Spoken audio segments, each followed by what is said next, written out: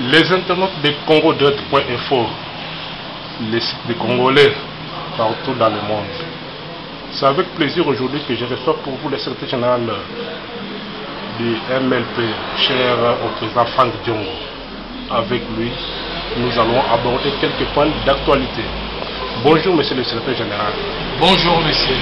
Monsieur le secrétaire général, aujourd'hui, comme prévu dans la Constitution, les élections doivent se tenir cette année.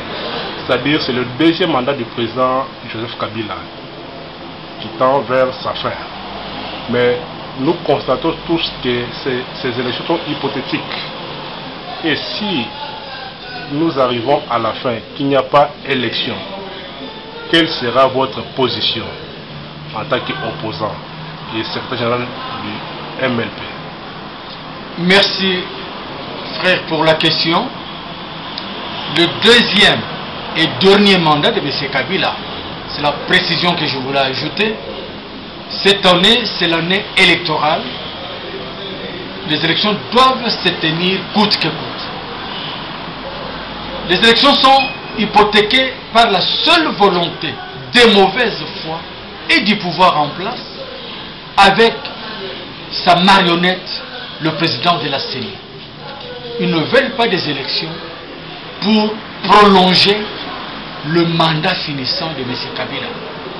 L'article 70 de la Constitution dit que le président en exercice, le président sortant, reste en place jusqu'à l'investiture du président entrant.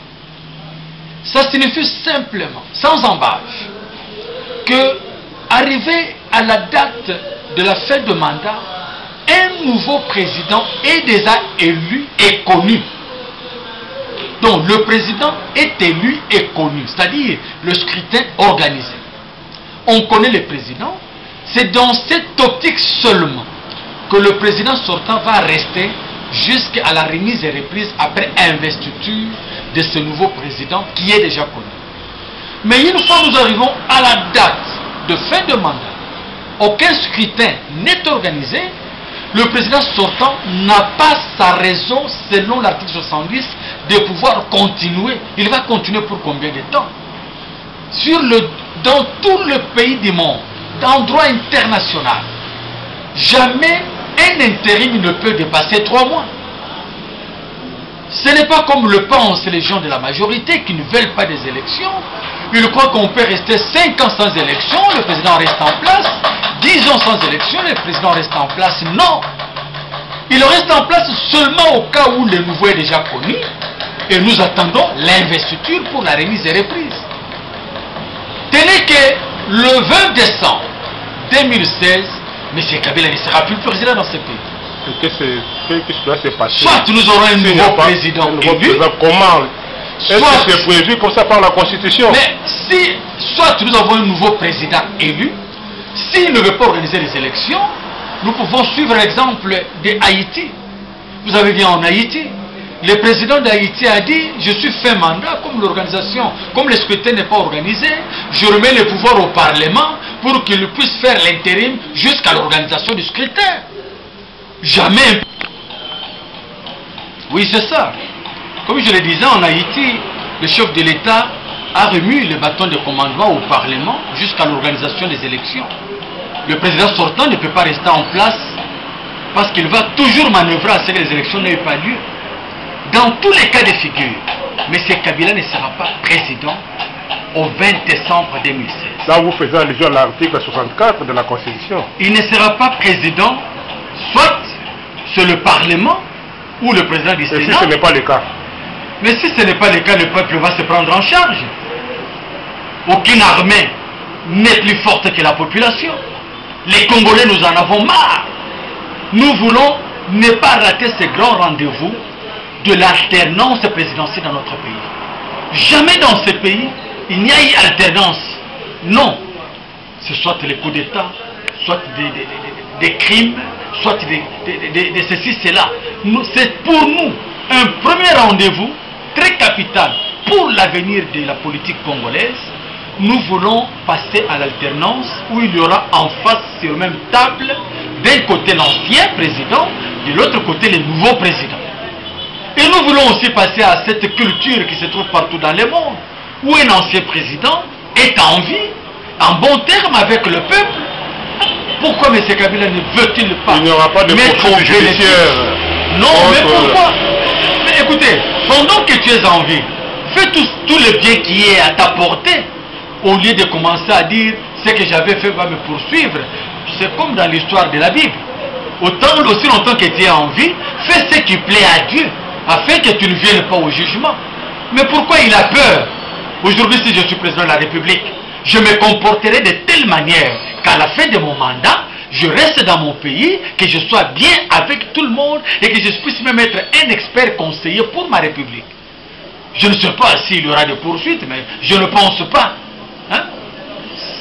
Ça ne dépend que de celui qui craint les poursuites, qui peut savoir. Mais bien, il a tous les temps. Il reste encore quelques 200 jours pour la fin du mandat. S'il sait qu'il a des comptes à rendre, qu'il demande pardon au peuple, qu'il se réconcilie avec le peuple, eh bien, il continue sur son chemin.